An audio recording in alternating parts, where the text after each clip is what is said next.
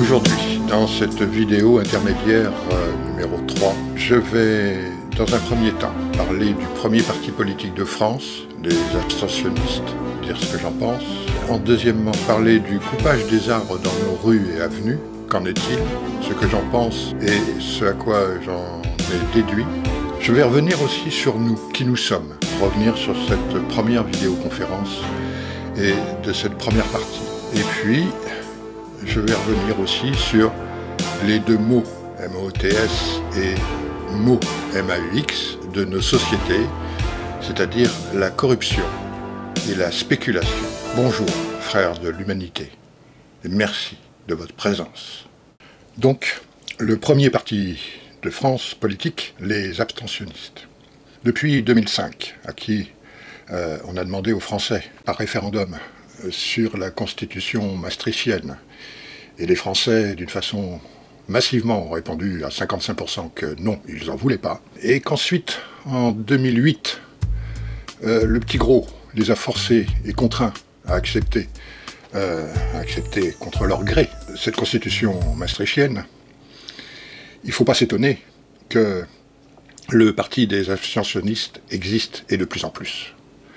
Les Français, on les a pris pour des imbéciles, eh bien, ils répondent massivement. Ils répondent massivement qu'ils ne sont pas des imbéciles, qu'ils ont été trompés. De fait, on peut constater que c'est un parti politique qui existe. Donc c'est une façon pour eux de répondre à tous ces élites politiques qui sont dans le même pot et qui bouffent au même râtelier. Eh bien non, nous ne voulons plus de vous. Ils ne l'entendent pas de cette oreille, bien évidemment. Ils sont de mauvaise foi. Et on peut encore le constater vis-à-vis de ces dernières élections départementales et régionales. Ils se vautrent dans la frange en disant qu'ils sont les meilleurs. C'est pas étonnant. Ce sont des autistes. Ils ne vont pas lâcher comme ça leur petit pouvoir d'hommes politiques. Ce que l'on constate depuis plus d'une dizaine d'années, sans doute même plusieurs dizaines d'années, qu'il y a une frange de la population au niveau des votations, des élections, qui est abstentionniste. C'est une frange que moi j'appellerais un fonds de caisse électorale qui correspond entre 15 et 20%. Quant aux dernières élections, on constate que l'abstentionniste a atteint pratiquement, dans les deux tours, 70%, presque, 68%, et qu'on enlève cette base de vrais abstentionnistes, qui, pour des raisons diverses et variées, on n'a rien à foutre des élections, eh bien on retombe à 55% d'abstentionnistes qui, eux, savent ce qu'ils font. Et ils en sont parfaitement conscients. Alors à cela, je ne peux pas leur donner tort. Et dans une précédente vidéo, j'ai dit que ces abstentionnistes étaient pleins de bon sens. Le bon sens du peuple français. Mais pour les prochaines élections, si toutefois elles ont lieu, il serait intéressant d'essayer de pousser cet abstentionniste à un cran différent, avec une volonté réelle de se faire entendre. Et pour cela, il n'y a pas 36 solutions. Il faut aller voter, nul ou blanc. Il faut faire la démarche pour prouver, si toutefois il était encore intéressant de le prouver à tous ces politicards, que nous ne voulons plus de cette élite politique. Il faut faire, à mon avis, l'effort d'aller voter blanc ou nul. C'est-à-dire de faire mieux que l'abstention totale, consciemment, dire que non. Voilà, vous êtes abstentionniste avec un bulletin blanc ou nul. Pour les élections de 2022, élections présidentielles, on va retrouver notre fonds de caisse électoral de 15-20%, purement abstentionniste. Et on devrait retrouver 55% de bulletins nuls et blancs. 55%. Ça, c'est une force politique. On a vu apparaître là, pour les départementales et les régionales, des listes citoyennes. On en retrouvera très certainement au moins une pour les élections présidentielles. ceux qui ne veulent pas voter, qui veulent rester dans l'abstention, voter blanc et nul, mais qui veulent être encore plus performants, eh bien, ça rentre tout à fait dans la politique de ce parti politique abstentionniste, que l'on retrouve à 55% qui ont dit non au référendum sur la constitution maastrichtienne, voter pour un parti ou pour une liste citoyenne. Alors, certains vont dire, oui, mais une liste citoyenne, qu'est-ce que c'est? On ne sait pas pour qui on vote. Justement, on ne veut pas voter pour tous ces gens-là. Une liste citoyenne, c'est quand même autre chose. Et de toute façon, un argument au moins que je peux vous donner, c'est qu'elle ne peut pas être pire que tous les autres partis politiques, quels qu'ils soient. Ça ne peut pas être pire. Une liste citoyenne, c'est le peuple qui reprend son pouvoir et qui a une chance de retrouver sa souveraineté.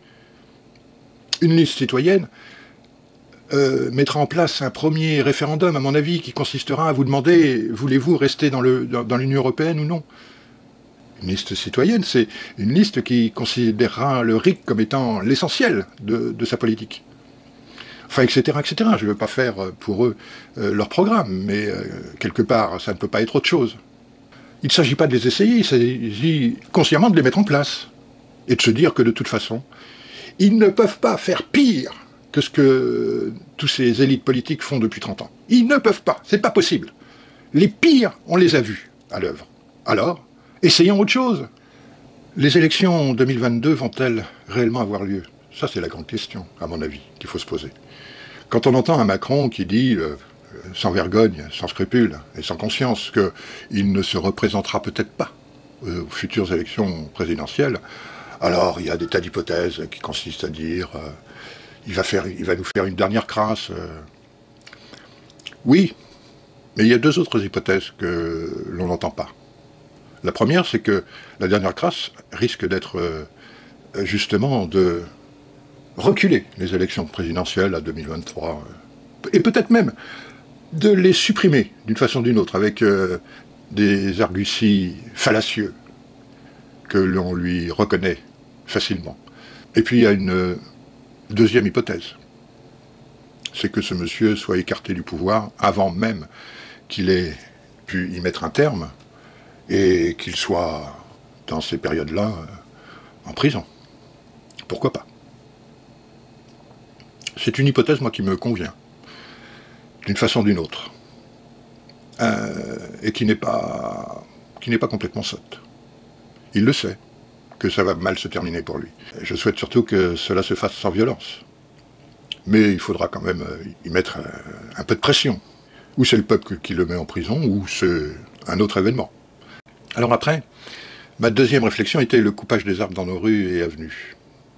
Je me suis réveillé un matin de mon 8e étage et j'entendais un boucan qui était à peu près comme tous les ans, qui correspondait à de l'élagage des arbres sur cette belle avenue, où il y a des arbres de part et d'autre, qui nous apportent en été, enfin sous le soleil en particulier, de l'ombre et de la fraîcheur.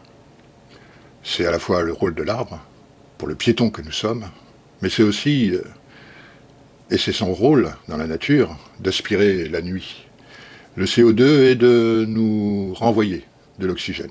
C'est ce que devraient avoir bien compris les écologistes en principe. Et puis, il ne s'agit pas du tout d'élagage. Ils ont tout coupé, de part et d'autre de cette grande avenue. Tout coupé. Alors j'ai recherché un peu de quoi il retournait. Que faisait cette municipalité à propos de ces arbres? C'est incroyable. Et en cherchant, questionnant, je me suis laissé entendre dire que la coupe de ces arbres était pour faciliter les ondes de la 5G. Oui, oui, vous avez bien entendu. Ces arbres empêchaient la propagation de la 5G. Waouh, chapeau.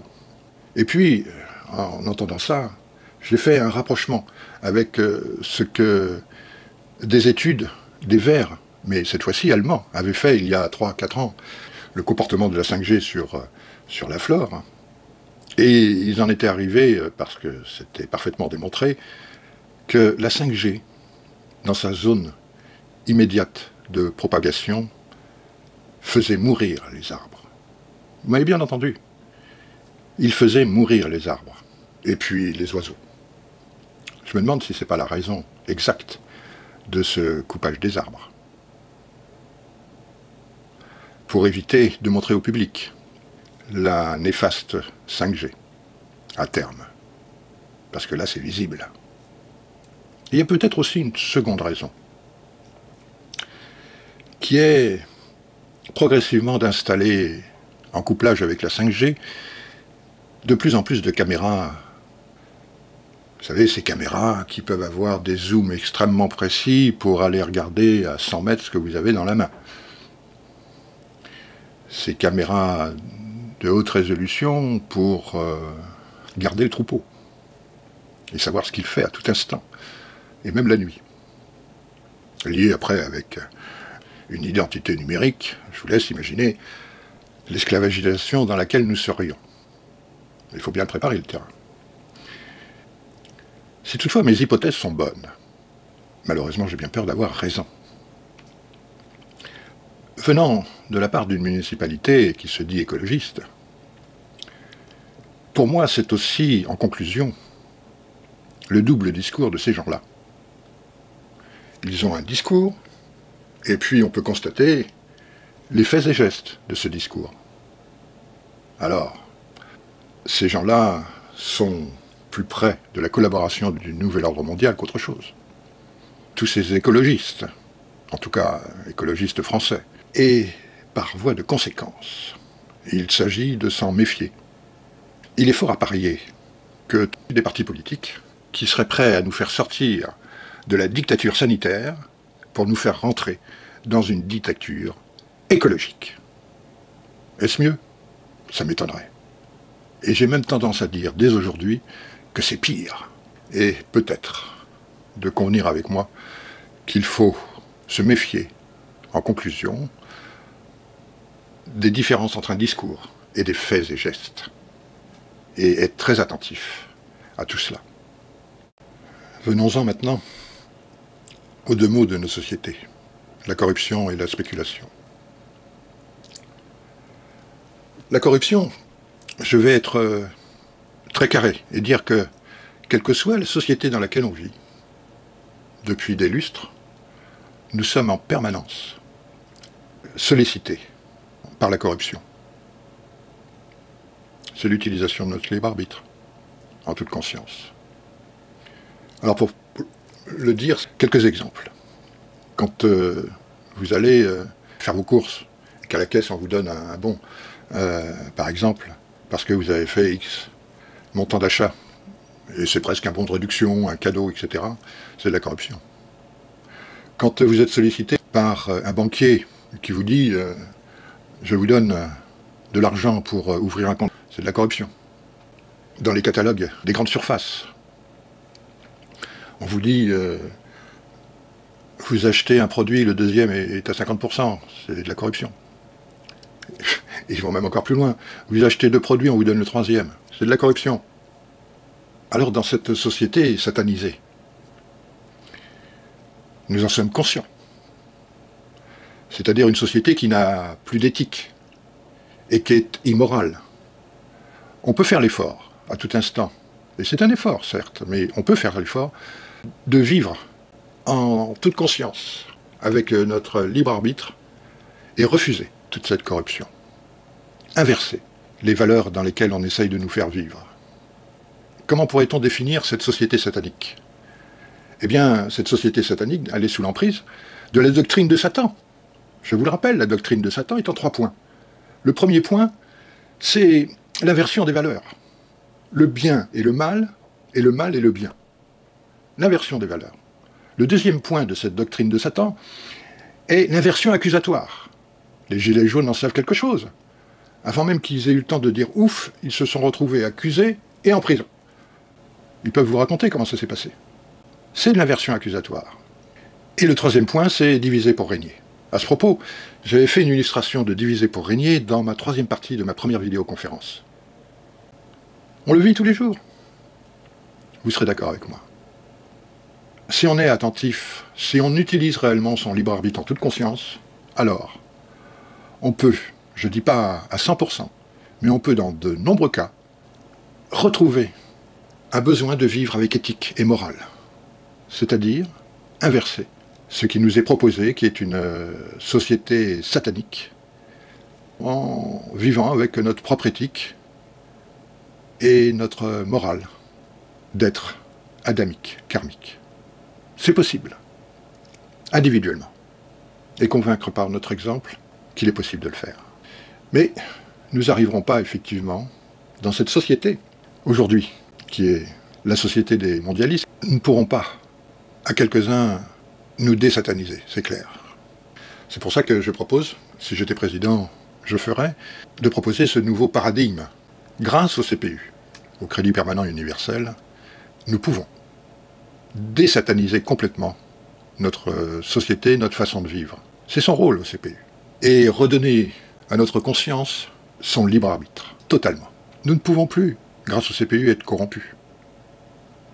C'est plus possible. Je ne dis pas que la population à 100% du jour au lendemain ne sera plus corrompue. Je ne dis pas ça. Je dis que tous ceux qui veulent exercer leur libre arbitre avec éthique et morale peuvent le faire. Et à partir du moment où nous ne sommes pas corromptables, alors la spéculation d'elle-même va s'amenuiser et va disparaître. Car en fait, ce qu'il faut comprendre, c'est que la corruption permet la spéculation. Si à partir du moment où une grande proportion de la population se laisse avoir par la corruption d'une façon ou d'une autre, alors elle permet la spéculation. À partir du moment où cette même grande frange de la population n'est plus corruptable, alors la spéculation s'amenuisera progressivement et automatiquement, sans intervention de qui que ce soit. Je reprends cette vidéo le 15 juillet pour essayer de comprendre les événements qui viennent de se passer, notamment le 12, et puis éventuellement ce qui pourrait s'être passé le 14. Ça va me permettre de conclure cette vidéo et donc de parler de qui nous sommes. En fait, qui nous sommes, c'est essayer de répondre à cette grande question philosophique qui est « Qui suis-je ? D'où viens-je ? Et où vais-je » Question philosophique s'il en est, que seuls les adamiques karmiques peuvent, quelque part, répondre à cette question. Même partiellement, peut-être, d'autres avec beaucoup plus de certitude. Je ne peux pas tout dire parce que la créature de Dieu, adamique karmique, c'est un chemin de vie. Et que ce chemin de vie, on le découvre dans son existence par rapport aux joies, au bonheur et au malheur. C'est ça qui nous fait grandir. Je reviens toujours à ma première vidéo en 3 parties, parce que dans cette première vidéoconférence, j'avais quasiment dit l'essentiel de ce que je devais dire. Je ne fais que progressivement, de plus en plus me répéter. Mon but, c'est d'essayer de me répéter, mais en y apportant des nuances. Nous sommes, disais-je, des manuels. C'est-à-dire que nous faisons de l'apprentissage par l'exemple. Tous. Tous. Certains se disent intellectuels. Laissons-leur se faire plaisir. Ce sont pour moi des pseudo-intellectuels dans la mesure où ce sont surtout des orgueilleux. Et comme chacun sait, c'est aussi une maxime que j'aime bien de temps à autre répéter, l'orgueil annihile toute intelligence. Nous sommes aussi des artistes, c'est-à-dire des créatifs, c'est-à-dire en fait des notions que l'on ne peut pas nous enlever d'une façon ou d'une autre. Donc, nous sommes des créatures de Dieu adamiques, karmiques, c'est-à-dire que nous sommes à l'image de Dieu, avec son intelligence, une morale, une âme et un libre arbitre, et donc une conscience. Qu'est-ce que la conscience? Je vais donner une définition commune. La conscience morale est la faculté de juger du bien et du mal, certes. Et puis, il y a aussi cette autre définition. La conscience est la faculté d'anticiper les conséquences de ses faits et gestes. La conscience est la faculté d'anticiper les conséquences de ses faits et gestes. Et là, cette conscience est en osmose avec l'âme et donc un libre arbitre. Dieu avait un doute sur sa créature dans l'exercice de ce libre arbitre. Dieu créa Satan pour mettre à l'épreuve ce libre arbitre. C'est la mission de Satan. Sauf que Dieu, dans cette mission, pour pervertir la créature de Dieu, Satan devait demander le consentement à la créature de Dieu à chaque fois qu'il voulait la pervertir. Et donc nous sommes bien maîtres du jeu, si toutefois on peut dire que l'on joue. Je le disais, nous sommes sollicités en permanence par rapport à la corruption. Ça fait partie des perversions que Satan nous donne à vivre. Satan a tous les droits. Et donc, et on le voit tous les jours, chaque fois qu'il nous demande notre consentement, c'est par la ruse. Il a le droit. Alors, je vais essayer maintenant d'établir avec vous, après vous en ferez ce que vous voulez, un chemin de vie de l'homme adamique karmique, de la naissance à la mort. Dans notre jeunesse, et tant que nous ne sommes pas adultes, entre guillemets, nous pouvons considérer que nous sommes un abruti, individuellement. Et qu'il y a une toute petite marche, toute petite, un degré, pour devenir un homme intelligent. La définition que je donnerai de l'homme intelligent, c'est un homme qui cherche à comprendre. Pour devenir un homme intelligent, en étant un abruti, entre guillemets, je ne stigmatise aujourd'hui, et à l'instant même personne, c'est un état. Il y a un tout petit degré. Chercher à comprendre. Et la deuxième étape que l'homme doit franchir durant sa vie, c'est de passer de l'homme intelligent à devenir, et c'est une petite marche supplémentaire, à devenir un être humain. Acquérir une sagesse avec humilité, au service des autres, en même temps qu'ils sont à notre service. C'est un partage, c'est de la bienveillance. Ces différentes marches franchies, les deux premières, on a en vue l'ensemble de l'escalier pour atteindre le nirvana. En disant cela, on peut comprendre que le travail spirituel est immense. L'âme indivisible et immortelle, et c'est pour cette raison qu'elle a besoin de s'incarner et de se réincarner, parce que cet escalier est obligatoirement difficile, mais progressivement, étape par étape, de plus en plus facile. Pour enfin atteindre le nirvana, c'est-à-dire le royaume de Dieu. Voilà, je vais essayer de rester bref. J'avais pour ambition de développer, mais je crois que j'ai dit l'essentiel. Je le ferai peut-être dans une autre vidéo. Il est urgent que je conclue cette vidéo. La dernière allocution de Macron me prouve que nous arrivons au stade ultime. Dans cette première vidéoconférence, je disais déjà que Satan sur Terre avait perverti l'humanité à 95%. Macron nous fait rentrer dans les 98-99%.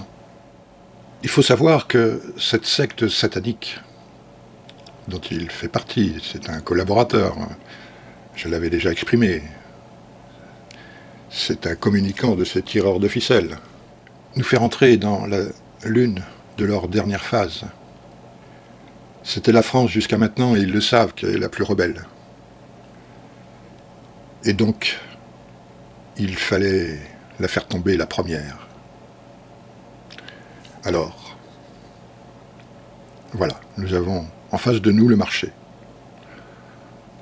C'est clair. Si nous ne savons pas dire, avec notre libre arbitre, non, alors nous serons l'esclave des ennemis du genre humain. Les ruses employées, on les voit tous les jours depuis 2017, c'est pire. Le mensonge est permanent. Macron un jour vous dit « Non, non, il n'y aura jamais de passe sanitaire », en fait, et il le met brutalement en place.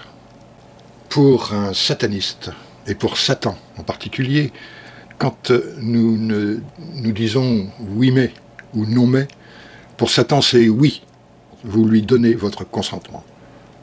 Quand Satan vous demande votre consentement en toute conscience, nous devons lui répondre « non ». Non, non, non. Il est temps maintenant de le comprendre. Je ne suis pas intimement persuadé que tout le monde peut le comprendre. Mais il est de la responsabilité de ceux qui comprennent d'agir dans ce sens-là. Non, non, non. Un truc qui est très simple. Quand vous hésitez en toute conscience, eh bien, privilégiez le non. Vous ne serez jamais dans l'erreur. Car il est toujours temps de dire oui quand on a commencé par dire non. Alors que l'inverse est impossible. Il faut savoir dire non, en toute conscience. C'est la quête de vérité de l'âme qui est en jeu. Tous et ensemble, devenons les frères de l'humanité. Tous et ensemble, sachons dire non. Depuis un certain temps, on sait que on peut rechercher la vérité en suivant l'argent. C'est vrai. Mais aujourd'hui, il faut aller plus loin. Qu'est-ce qu'il y a dans ces vaccins pour qu'ils veulent absolument vacciner la population? Vous ne faites toujours pas la relation avec la 5G. Il faut savoir dire non. Ou alors, nous serons des zombies. Pour l'avoir déjà dit, nous sommes à la fois des télépathes et des récepteurs. Nous avons une force de l'esprit. Qu'ils l'utilisent. Nous sommes des créatifs, des artistes, et nous allons être réduits en zombies. Si c'est ce que veut l'humanité, alors on y va. Je doute de plus en plus. Et ça me navre. Nous sommes bien plus que ça. Et tellement plus. Tout ce gâchis. À bientôt.